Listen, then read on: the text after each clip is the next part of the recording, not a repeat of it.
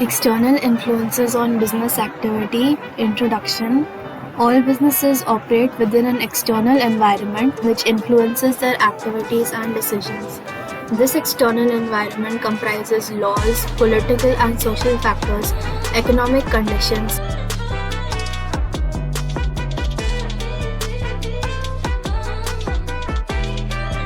level of technology, competitors and suppliers,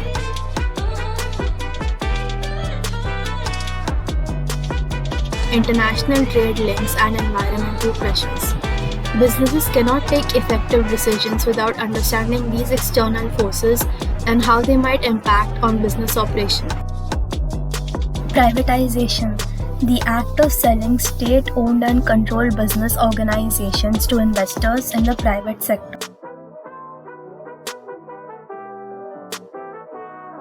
Privatization transfers ownership of state-owned industries into the private sector by creating public limited companies. Shares in these newly formed public limited companies are sold through the stock exchange. Private sector businesses lead to greater efficiency. The state should take decisions about essential industries based on the needs of society. Decision making is slow in state bodies is slow and bureaucratic. They would keep open business activities that private companies would consider unprofitable. Privatization gives responsibility for success to managers and employees. This is motivating. There is a greater sense of empowerment than in state-owned businesses. Market forces operate.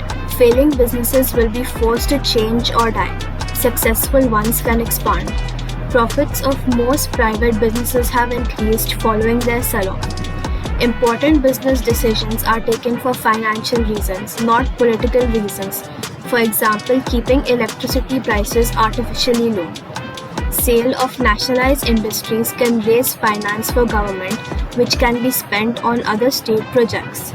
Private businesses will have access to the private capital markets, and this will lead to increased investment in these industries. Privately operated businesses that compete with each other are unlikely to achieve a coherent and coordinated policy for the benefit of the whole country. For example, on the railway system, electricity grid and bus services. Through state ownership, an industry can be made accountable to the country. This is by means of a responsible minister and direct accountability to Parliament. Many strategic industries could be operated as private monopolies if privatized, and they could exploit consumers with high prices. Breaking up nationalized industries, perhaps into several competing units, reduces the opportunities for cost saving through economies of scale. Nationalization, the transfer of privately owned businesses to state, government ownership and control. Arguments for nationalization. The government will have control of major industries. Integrated industrial policy, for example for water supply, should now be possible. It prevents private companies operating as monopolies and exploiting consumers. Economies of scale can be achieved by merging all private businesses in an industry into one nationalized corporation. Arguments against nationalization. There is less profit motive, so less incentive to operate the industry efficiently, and the government may provide subsidies to loss-making nationalized industries. Government may intervene too much in business decision-making for political reasons. The cost to the government of buying private companies could be very high. It removes the ability of the industry to raise finance from private sources, example through the stock exchange. Legal constraints on business activity. The law and employment practices. These laws control the relationship between employers and employees. The two main objectives of these laws are to prevent exploitation of workers by powerful employers by insisting on appropriate levels of health and safety and minimum wage rates, control excessive use of trade union collective action. Recruitment, employment contracts, and termination of employment. In many countries, legally protecting the rights of workers takes the following forms: A written contract of employment so that the employee is fully aware of the pay, working conditions, and disciplinary procedures to be followed. Minimum ages at which young people can be employed. Maximum length of the working week. Holiday and pension entitlements. No discrimination against people during recruitment and selection or while at work on the grounds of race, color, gender, or religion. Protection against unfair dismissal.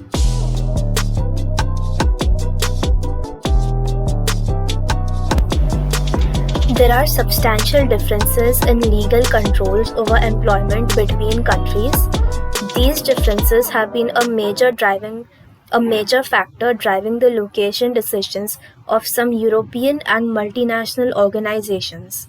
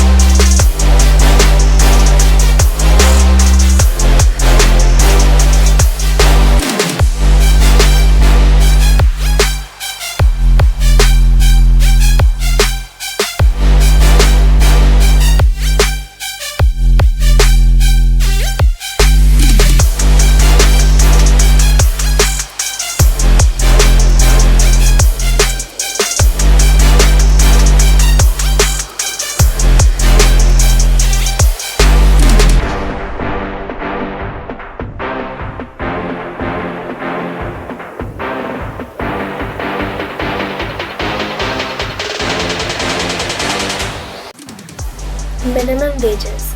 Minimum wage rates are legally binding on businesses.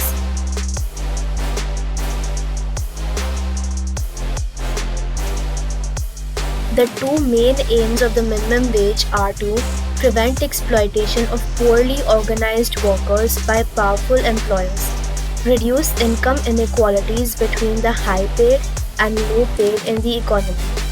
Apart from these two benefits, other effects of the minimum wage are increased standard of living and purchasing power of low-paid workers, a work incentive as working is more worthwhile than being unemployed.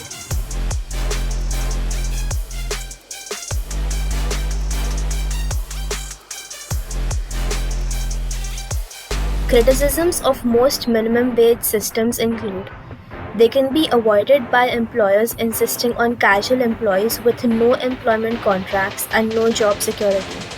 These actions are illegal but difficult to prevent.